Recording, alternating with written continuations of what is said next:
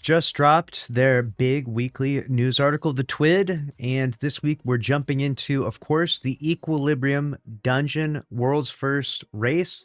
This is going to be very spicy. I'm a big fan of these World's First races. I think it's fun to watch and see who wins. And of course, if you're not interested in competing yourself, you don't have to by any means. You can wait until it's cleared and then jump into the normal version of the dungeon. But I think that challenging yourself is pretty cool, and I like that these things exist. We get a pretty spicy trophy this year. Let me know what you think about the dungeon races and the raid races down in the comments. We'll see who gets the trophies this time around.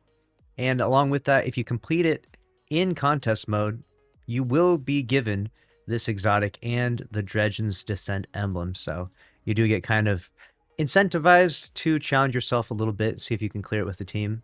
I believe Fire Team Finder will be an option, so if it is, might as well give it a try, see what happens. We'll definitely bring you a guide and a way in which you can clear each encounter, breaking down the strategy, the meta, and everything. So if you feel a little overwhelmed doing contest stuff, we'll try and give you the best chance possible to make it through. So this is the emblem, and this is the exotic that you'll get for doing it, which is very cool. We'll be live streaming the whole thing as well. We got contest mode entry requirements. You have to own Renegades. The fire team leader needs to have progressed their dungeon introductory pursuit, titled The Way Between, to at least step 2. The Equilibrium introductory pursuit is acquired from Honor in the Cantina of Tharsis outpost after completing step 5 of the Renegades pursuit. A fire team of 3 players is needed to launch the activity, so cheaters can't load in solo and just quickly mow through everything. Unless they, I guess technically they can, they just have to put together a team of cheaters. Fire team power will be disabled during contest mode, and players are recommended to have a minimum of 370 power. Players below that will see their damage output reduced, and the combatants will receive increased damage from them. So there you have it, be 370 power, and be ready. Looking forward to that. So you got the raid race rules. So as a reminder, they've got guidelines and everything. So here's the following rules. At least one member of the fire team must stream the full duration of the activity. You might think this is a bit excessive, but we had 70% of the teams that cleared Desert Perpetual contests get exposed for cheating, right? Now, not everyone on the team cheated, but if you played with a cheater and cleared, it's pretty brutal, right? It shows that there's some dirty stuff going on in the Destiny community. So they're adding this as a measure to preventatively get rid of cheaters, right? Of course, having an anti-cheat is much better. We do have one. It doesn't seem to work too well, but this helps to some degree. I know not everyone's a fan of it, but that's a big thing. So you got stream outages due to fire team member hardware, internet connection, or other causes may result in the current attempt being invalidated, subject to studio discretion. So if your stream crashes, your internet goes out or something crazy, you don't know how to set up OBS, you could potentially be invalidated. So it's probably worth it to have more than 1 or 2 people streaming. I know not everyone has the best internet for that, but this is for the sake of a fair competition. If we don't have this requirement set in place, then there's just going to be a bunch of cheaters, and no one wants to see a cheater get a world's first, right? I think that you got to pick your poison here, right? You got to stream on Twitch, YouTube, or Billy. You have to have a VOD turned on. The usual, you're going to have the overlay. You can use your own custom one, but the idea is you do have to show like the majority of your screen, so that way they can see what you're doing. We got the disabled items list. Here's very interesting. Artifact perks, anti-barrier sniper rifle is just disabled. Okay. And kinetic rupture. Oof. This was really, really good for the heavy sniper. We were talking about that. Abilities, Widow Silk, the aspect for hunters. That one is just straight disabled. Weapons, the Navigator, Catalyst disabled, refurbished sniper rifle. What? They got rid of it. The one I was telling you about, the one that was so ridiculously good. I knew that they would do that. If you haven't seen the video, this thing is unbelievably busted. Uncivil Discourse hand cannon. All volatile mods. Mods can still be slotted, but add no benefit in dungeon. All right, so that is the list of disabled things so far. Keep in mind that they might add stuff to that, especially if anything is missing. So we'll keep an eye out for this list, and we'll bring you an updated video. We'll see if Cheese Forever uploads anything game breaking that has to get added to the list.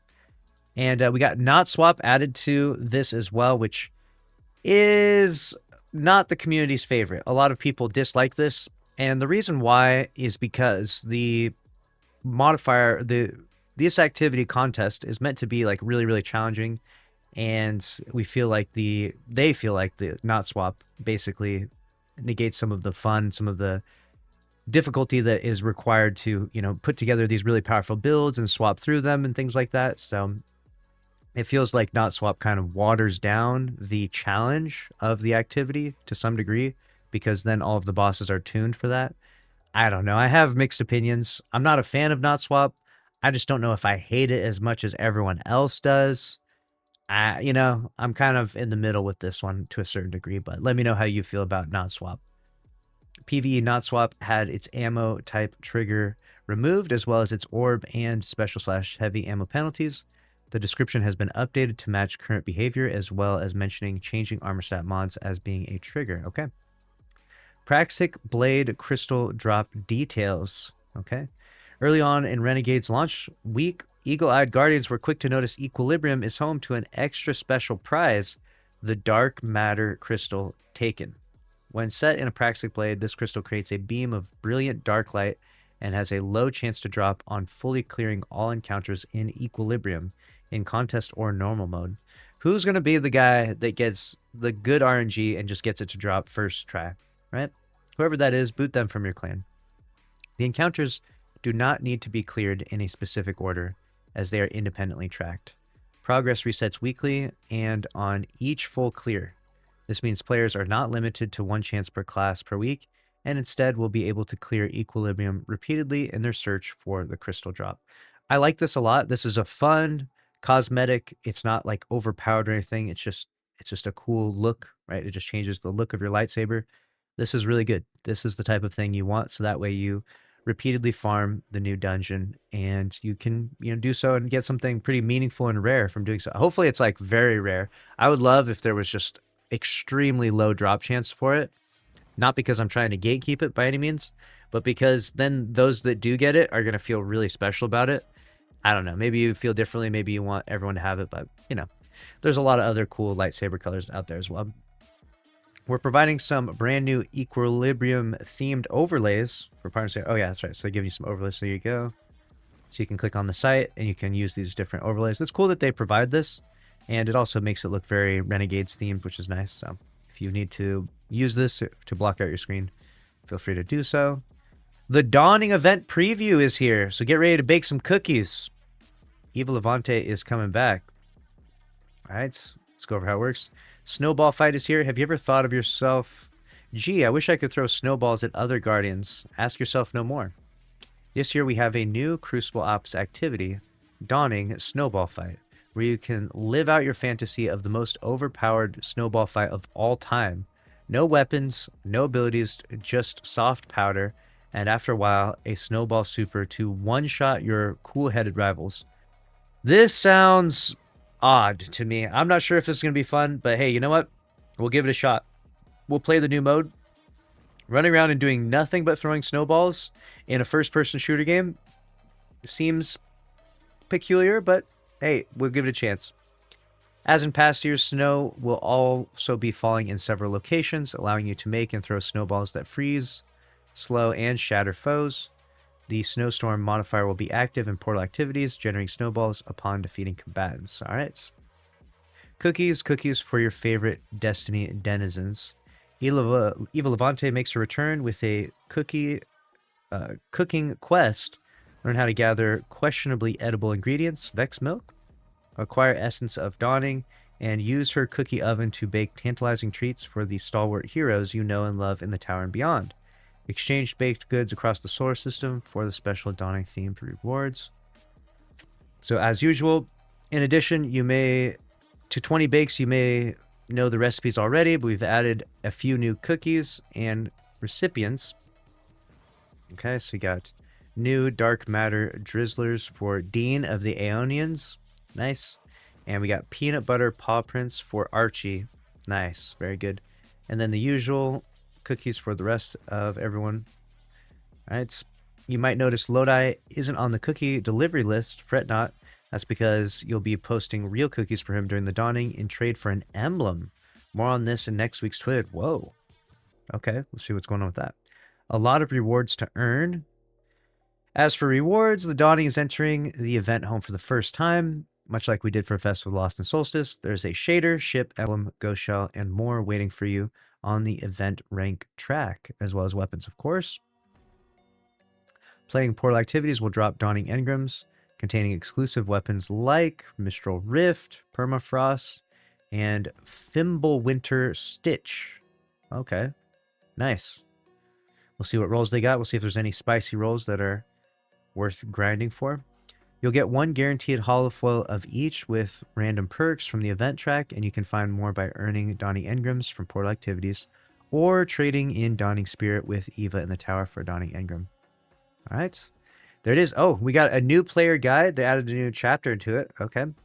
For some time now, we wanted to refresh our new player guide to be more comprehensive.